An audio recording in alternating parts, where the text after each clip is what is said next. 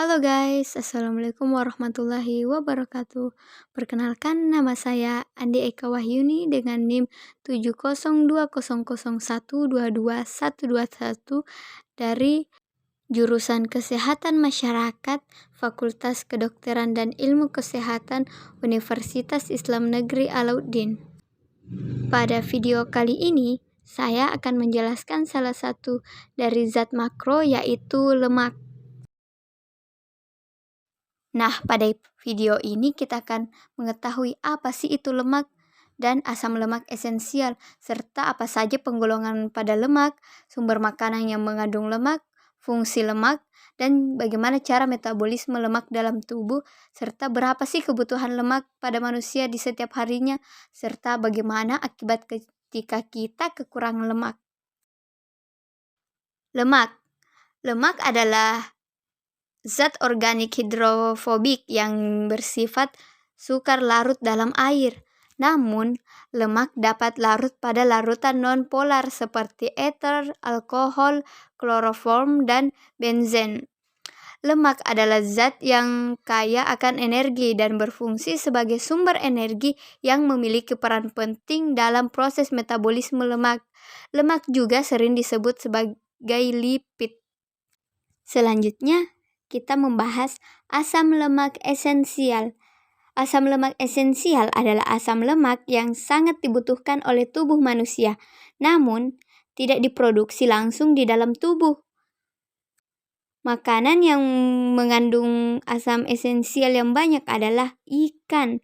Ikan merupakan pangan yang sangat kaya asam lemak esensial, terutama omega 3 dan omega 6. Beberapa contoh asam lemak esensial yang dibutuhkan oleh tubuh diantaranya adalah asam palmitoleat, asam laurat, dan EPA, DHA, ARA, ALA, dan LA.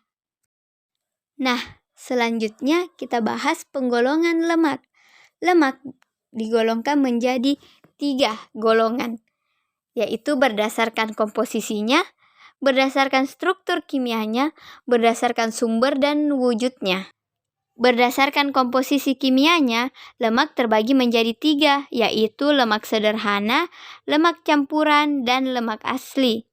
Lemak sederhana atau lemak netral biasa disebut dengan trigliserida, yaitu tersusun atas trigliserida yang terdiri dari 1 gliserol dan 3 asam lemak.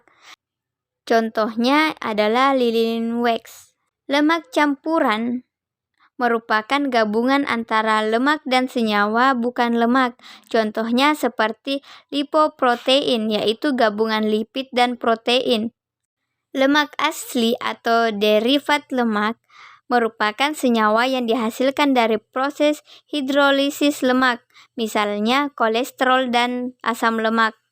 Berdasarkan struktur kimianya, lemak dibedakan menjadi 2, yaitu asam lemak jenuh yang bersifat non-esensial dan asam lemak tak jenuh yang bersifat esensial. Berdasarkan sumbernya, lemak terbagi menjadi lemak hewani dan lemak nabati.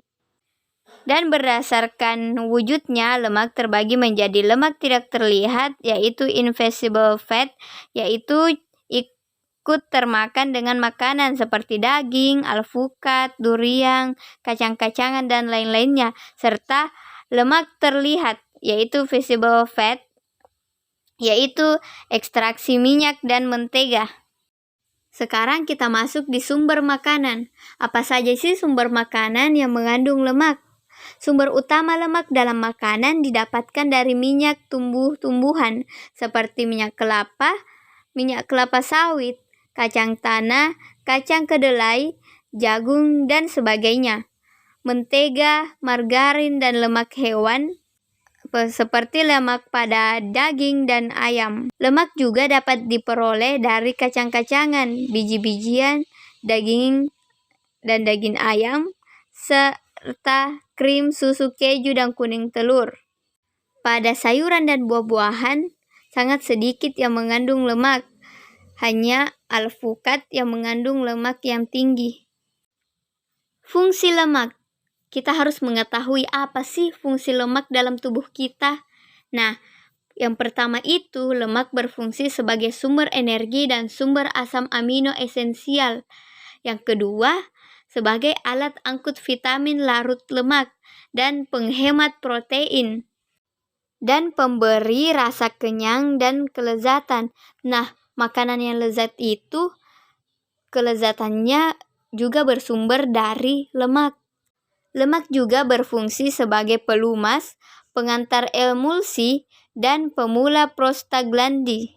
Lemak juga berfungsi untuk memelihara suhu tubuh dan perlindungan organ tubuh yang menyelubungi organ-organ tubuh seperti jantung, hati, dan ginjal.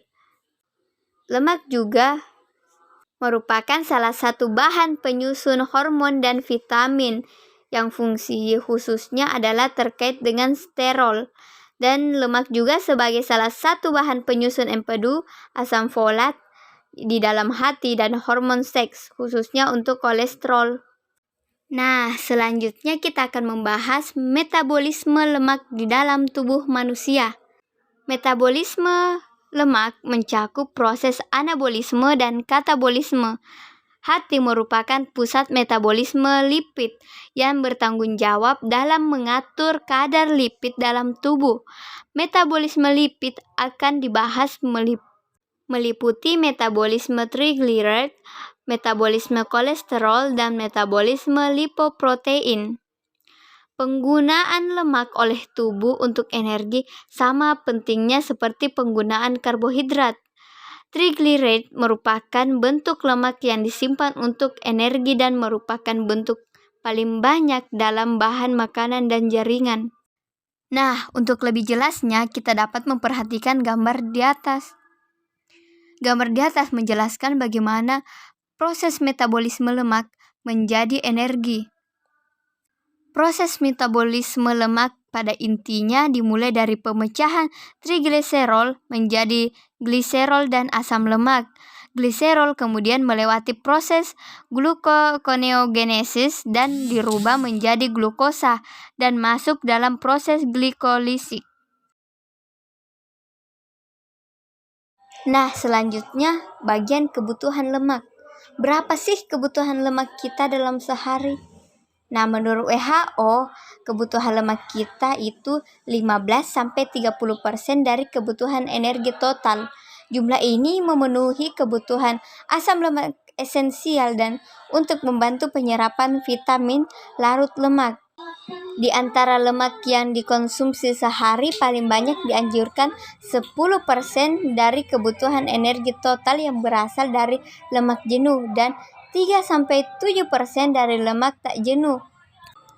Sedangkan konsumsi kolesterol yang dianjurkan adalah kurang lebih 300 mg sehari. Nah, sekarang kita masuk di akibat kekurangan lemak. Apa saja sih akibat ketika kita kekurangan lemak? Ternyata sangat banyak akibat ketika kita kekurangan lemak. Seperti sulitnya penyerapan vitamin. Tubuh kita sulit menyerap vitamin ketika kita kekurangan lemak. Dan juga menurunkan energi tubuh karena lemak salah satu sumber energi. Serta mengganggu fungsi sel, melemahkan sel imun, dapat mendatangkan penyakit jantung, dan meningkatkan resiko demensia. Itulah beberapa materi yang dapat saya sampaikan mengenai lemak. Ternyata banyak juga ya materi yang berkenaan dengan lemak. Sekian video kali ini. Semoga dapat bermanfaat bagi kalian semua. Sekian dan terima kasih. Wassalamualaikum warahmatullahi wabarakatuh. Bye-bye.